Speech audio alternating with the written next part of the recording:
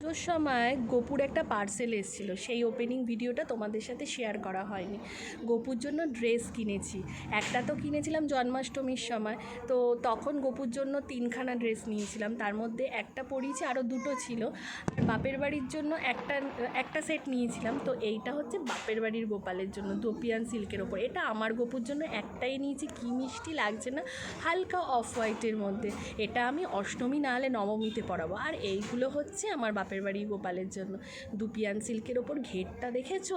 আসলে আমার বাপের বাড়ি ওখানে না একজন বানাতো, সেম এরকমই বানাতো, সে মারা যাবার পর এত অসুবিধা হয়ে গেছে, তাই এই পেজটা গোপু ড্রেস পেজটা পাওয়ার পর থেকে আমার তো সোনায় সোহাগা।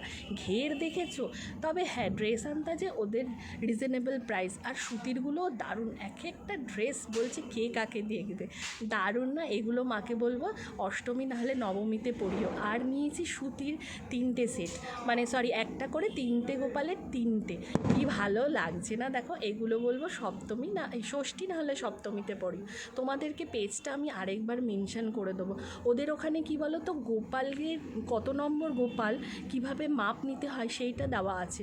তোমরা যদি চাও একবার ভিজিট করো, ওখানে তোমরা সমস্ত রকম পেয়ে যাবে। দারুণ দারুণ। তোমাদেরকে ট্যাগ করে দেবো, তোমরা দেখে নিও। দেখা হচ্ছে পরের ভিডিওতে, ততক্ষণের জন্য টাটা।